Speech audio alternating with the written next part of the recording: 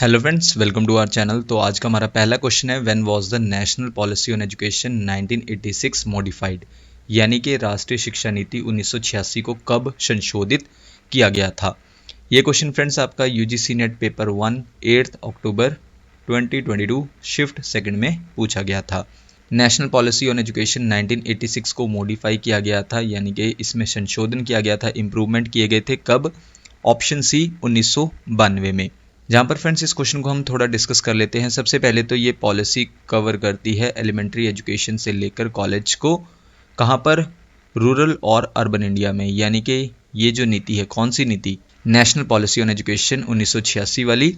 ये नीति ग्रामीण और शहरी भारत दोनों में प्राथमिक शिक्षा को कॉलेजों को शामिल करती है। इसके बाद 1986 में राजीव गांधी की सरकार ने इंट्रोड्यूस किया एक नई नेशनल पॉलिसी ऑन एजुकेशन 1986 को। नेक्स्ट पॉइंट में 1986 नेशनल पॉलिसी ऑन एजुकेशन को मॉडिफाई किया गया था 1992 में।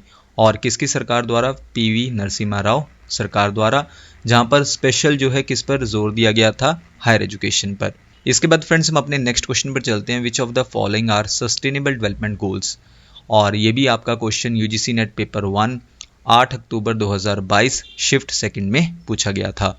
नंबर 1 पर है हमारे पास नो पॉवर्टी, सेकंड पर है जीरो हंगर, थर्ड पर है एम्प्लॉयमेंट टू एवरीवन, फोर्थ पर है क्वालिटी एजुकेशन और फिफ्थ पर है जेंडर इक्वालिटी। फ्रेंड्स कोड आप अपनी स्क्रीन पर देख सकते हैं। इनमें से करेक्ट कोड है कोड डी। कोड डी के अकॉर्डिंग क्या है? First, second, fourth and fifth. First पर है नो पॉवर्टी, सेकंड पर है जीरो हंगर, फोर्थ पर है क्वालिटी एजुकेशन और फिफ्थ पर है जेंडर इक्वालिटी। तो ये चारों जो हैं सस्टेनेबल डेवलपमेंट गोल्स हैं, और जबकि नंबर थर्ड पर एम्प्लॉयमेंट टू एवरीवन, ये हमारा सस्टेनेबल डेवलपमेंट गोल नहीं है। इसके बाद फ्रेंड्स गोल फर्स्ट जो कि हमारा ऑप्शन में था, नो पॉवर्टी से जुड़ा है। गोल सेकंड जो हमारा सस्टेनेबल डेवलपमेंट गोल है वो जुड़ा है जीरो हंगर यानी कि नो हंगर से। इसके बाद क्वालिटी एजुकेशन से कौन सा सस्टेनेबल डेवलपमेंट गोल जुड़ा है? वो है गोल फोर्थ। और गोल फिफ्थ किससे जुड़ा है? जेंडर इक्वालिटी से। नेक्स्ट पॉइंट में 2030 एजेंडा फॉर सस्टेनेबल डेवलपमेंट, इसको अपनाया गया था सभी यूनाइटेड नेशंस मेंबर स्टेट्स द्वारा। और कब अपनाया गया था? 2015 में। और नेक्स्ट पॉइंट में 17 जो है सस्टेनेबल डेवलपमेंट गोल्स हैं, जहां पर इन 17 सस्टेनेबल डेवलपमेंट गोल्स के टारगेट्स को कब तक अचीव किया जाना है? 2030 तक। नेक्स्ट पॉइंट में फ्रेंड्स आप लिस्ट देख सकते हैं इन 17 सस्टेनेबल डेवलपमेंट गोल्स की, और आप वीडियो को पॉज करके इन 17 SDGs गोल्स को रीड कर सकते हैं, जहां पर हम इन 17 सस्टेनेबल डेवलपमेंट गोल्स को ऑलरेडी अपनी कई प्रीवियस वीडियोस में डिस्कस कर चुके हैं। इसके बाद हम अपने नेक्स्ट क्वेश्चन पर चलते हैं, which among the following is not related to the ranking of world universities, यानी कि इनमें से निम्नलिखित में से कौन सा विश्वविद्यालयों की रैंकिंग से संबंधित नहीं है। और ये भी आपका क्वेश्चन यूजीसी नेट पेपर 1 11 अक्टूबर 2022 को शिफ्ट 1 में पूछा गया था। इनमें से ऑप्शन सी मैड्रिड रैंकिंग ये नहीं जुड़ी है, किससे? रैंकिंग से। और किसकी रैंकिंग से? वर्ल्ड यूनिवर्सिटीज की रैंकिंग से। इसके अलावा option A Times Higher ranking, option B QS ranking और ऑप्शन डी शंघाई रैंकिंग, ये तीनों रैंकिंग जो हैं वो किससे जुड़ी हैं? वर्ल्ड यूनिवर्सिटीज से। इसके बाद फ्रेंड्स नेक्स्ट पॉइंट है, जहां पर इस क्वेश्चन में सबसे पहले हमारे पास है Times Higher Education World university Rankings, जिसको हम THE रैंकिंग्स या फिर THE के नाम से भी जानते हैं। और ये रैंकिंग्स जो हैं एनुअल पब्लिकेशन है, यानी कि हर साल जो है पब्लिश होती हैं ये यूनिवर्सिटी रैंकिंग्स। और किसके द्वारा पब्लिश की जाती हैं? टाइम्स हायर एजुकेशन मैगजीन द्वारा। नेक्स्ट हमारे पास है QS वर्ल्ड यूनिवर्सिटी रैंकिंग्स, और ये भी जो है सालाना पब्लिश होती हैं। तो ये यूनिवर्सिटी रैंकिंग्स किसके द्वारा पब्लिश की जाती हैं? Quacquarelli Symonds, in short QS द्वारा। जहां पर QS वर्ल्ड यूनिवर्सिटी रैंकिंग्स को प्रेज किया गया है द मोस्ट अथॉरिटेटिव, यानी कि सबसे अधिक आधिकारिक ऑफिशियल के रूप में प्रेज किया गया है किसे? QS वर्ल्ड यूनिवर्सिटी रैंकिंग्स को। इसके बाद हमारे पास ऑप्शंस में था शंघाई रैंकिंग। तो सबसे पहले जो है हम शंघाई रैंकिंग को किस नाम से जानते हैं? Academic ranking of world universities के नाम से जानते हैं, इन शॉर्ट ARWU के नाम से जानते हैं। फ्रेंड्स आपको याद रखना है शंघाई रैंकिंग का दूसरा नाम क्या है? Academic ranking of world universities. और ये वर्ल्ड यूनिवर्सिटी रैंकिंग्स भी जो हैं हर साल पब्लिश की जाती हैं, जहां पर इसकी स्थापना कब हुई थी? 2003 में। देन इसके बाद हमारा नेक्स्ट क्वेश्चन है जहाँ पर आपको मैच द फॉलोइंग करना है। सबसे पहले तो हमारे पास एक साइड गिवन है वाटर पॉल्यूटेंट टाइप, यानी कि वाटर को पॉल्यूट करने वाले, प्रदूषित करने वाले प्रदूषक पॉल्यूटेंट, और दूसरी तरफ हमारे पास गिवन है एग्जाम्पल, यानी कि उनके एग्जाम्पल कौन से हैं। ए पर है इनऑर्गेनिक पॉल्यूटेंट और उसके सामने नंबर 1 पर गिवन है प्लास्टिक वेस्ट। बी पर है ऑर्गेनिक पॉल्यूटेंट और सामने है नंबर 2 प्रोटोजोआ। सी पर है मैक्रोस्कोपिक पॉल्यूटेंट और नंबर 3 पर गिवन है आर्सेनिक। डी पर है पैथोजेनिक पॉल्यूटेंट और उसके सामने नंबर 4 पर गिवन है methyl tert butyl ether, in short MTBE। Friends, code आप अपनी स्क्रीन पर देख सकते हैं। इनमें से करेक्ट कोड है कोड डी। कोड डी के अकॉर्डिंग क्या है, सबसे पहले तो डी पर था पैथोजेनिक पॉल्यूटेंट। पैथोजेनिक पॉल्यूटेंट का एग्जाम्पल है इनमें से नंबर 2 प्रोटोजोआ। देन इसके बाद सी पर था मैक्रोस्कोपिक पॉल्यूटेंट और इसका करेक्ट मैच द फॉलोइंग है, यानी कि इसका एग्जाम्पल है नंबर 1 प्लास्टिक वेस्ट। देन इसके बाद बी पर है ऑर्गेनिक पॉल्यूटेंट और ऑर्गेनिक पॉल्यूटेंट का करेक्ट मैच है number 4 methyl tert butyl ether, in short MTBE। और लास्ट में हमारे पास ए पर था इनऑर्गेनिक पॉल्यूटेंट।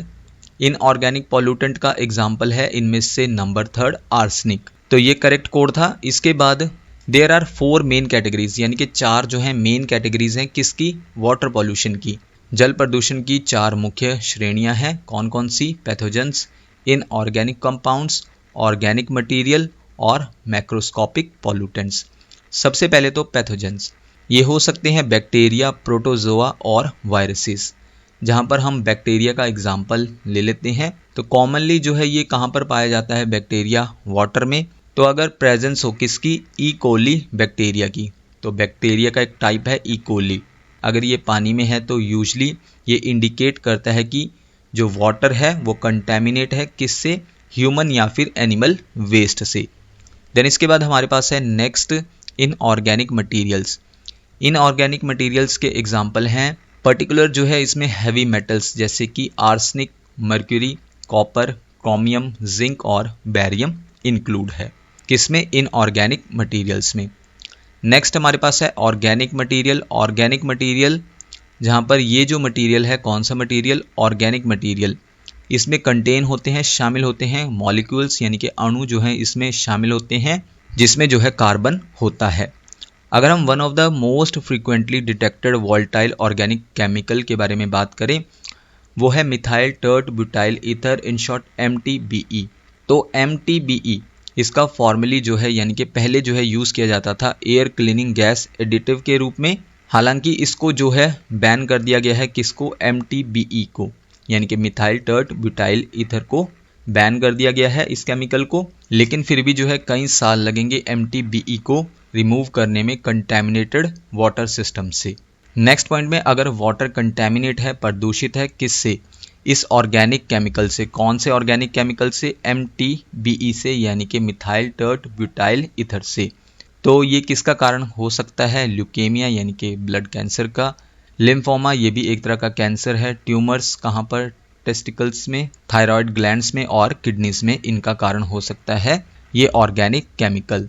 यानी कि अगर वाटर प्रदूषित है, कंटैमिनेट है इस केमिकल से, तो इस तरह की डिजीज़ हो सकती हैं।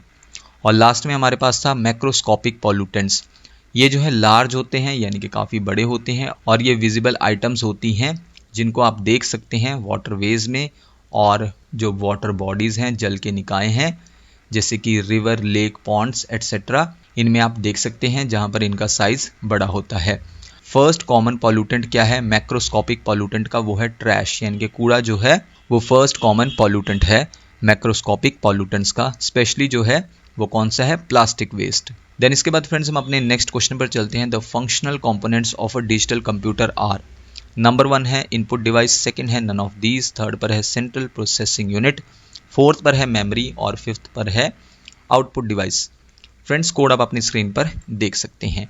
इनमें से करेक्ट कोड है कोड डी। कोड डी के अकॉर्डिंग क्या है, सबसे पहले तो नंबर 1 इनपुट डिवाइस, थर्ड पर सेंट्रल प्रोसेसिंग यूनिट, फोर्थ पर मेमोरी और फिफ्थ पर आउटपुट डिवाइस। ये सभी जो है फंक्शनल कंपोनेंट्स हैं डिजिटल कंप्यूटर के। जहाँ पर फ्रेंड्स आपको याद रखना है एक टिपिकल डिजिटल कंप्यूटर सिस्टम के 4 बेसिक फंक्शनल एलिमेंट्स होते हैं और वो कौन से हैं। नंबर 1 है इनपुट आउटपुट इक्विपमेंट, जिसमें keyboard, scanner, mouse, printer etcetera include है। सेकंड है मेन मेमोरी, थर्ड पर कंट्रोल यूनिट और फोर्थ है अरिथमेटिक लॉजिक यूनिट। तो ये 4 बेसिक फंक्शनल एलिमेंट्स हैं एक टिपिकल डिजिटल कंप्यूटर सिस्टम की। इसके बाद फ्रेंड्स हम अपने नेक्स्ट क्वेश्चन पर चलते हैं। In which of the learner centred method students are first presented with challenges, यानी कि किस शिक्षार्थी केंद्रित पद्धति में छात्रों के सामने सबसे पहले चुनौतियां पेश की जाती हैं।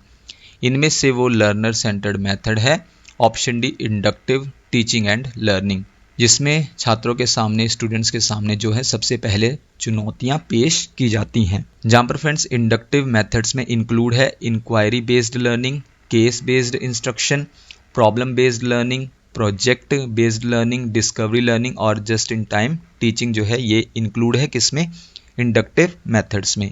और फ्रेंड्स आज का हमारा लास्ट क्वेश्चन है, what is the full form of MLA as a referencing style. MLA का फुल फॉर्म है as a referencing style, option B modern language association. तो फ्रेंड्स ये थी हमारी आज की वीडियो जिसमें जो है हमने कुछ MCQs को कवर किया। नेक्स्ट वीडियो फ्रेंड्स आपको जल्दी चैनल पर मिल जाएगी। So thank you friends for watching this video.